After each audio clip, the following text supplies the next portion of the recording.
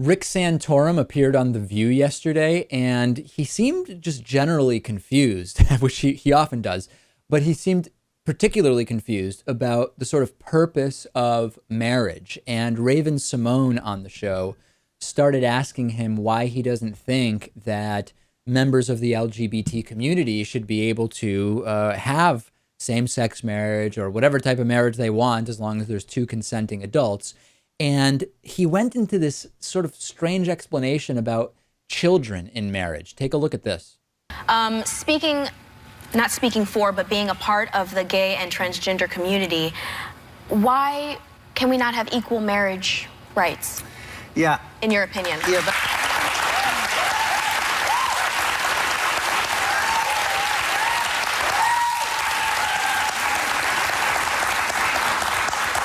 I would say this, that marriage has a particular role and purpose in society. It always has. And the whole purpose of marriage is to encourage, for society to encourage men and women to come together to form permanent bonds for the benefit of each other. And just like you would say, well, two women coming together, that benefits each other.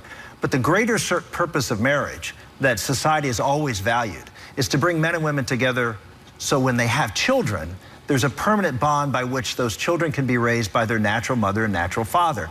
And when you have a law that says, as the court said, that marriage has nothing to do with children anymore, then what you're going to have is you're not going to have a society encouraging the behavior that is in the best interest of children and the future of society. I don't understand why you feel like people in the gay and transgender community can't raise a very beautiful, smart, intelligent child as well as a man and a woman, when sometimes, coming from a heterosexual family, there's a lot more fighting, there's a lot more stuff going on, and there's more, sometimes, not all the time, get that straight, not all the time. I don't understand why you feel like that community can't give and provide for that child just as well as a straight couple can.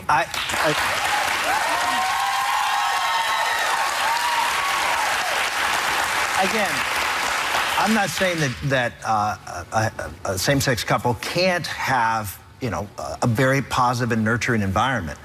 But the natural mother and natural father of that child is what historically, and I think sociologically look at today, is in the best interest of that child to be raised by their natural mother and natural father. It's in the best interest of those parents.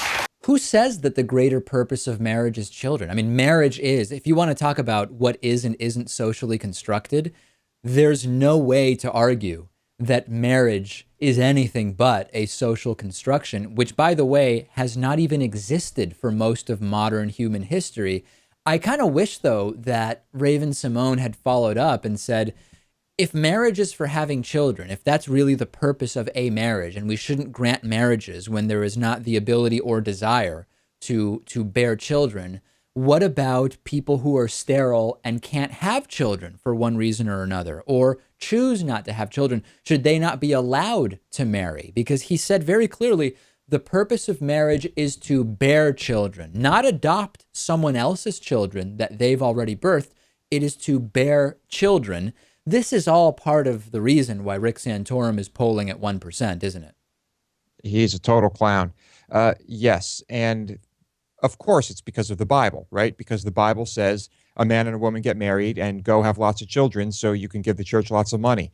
That's what the Bible says. That's what he believes. I'm pretty sure there is no document in our government that says anything about marriage being for the purpose of children. The anti-gay right keeps coming up with new phrases to describe the type of marriage they want to be the only kind, and all of those terms backfire. Biblical marriage, well, as we've talked about, the Bible includes all sorts of arrangements that are, number one, not always between two people. They often involve slavery and concubines and stoning wives and all sorts of stuff. So biblical marriage, not really the way to go.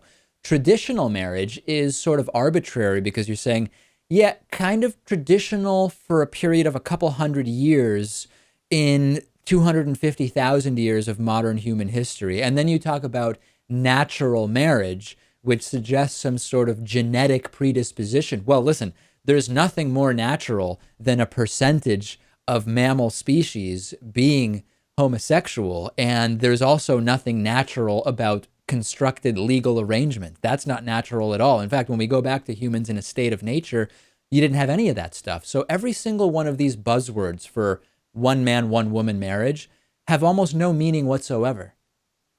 Yeah, really, if you get down to it, religion isn't natural. It was fabricated as well. And, you know, maybe we are better off just being completely natural, Dave.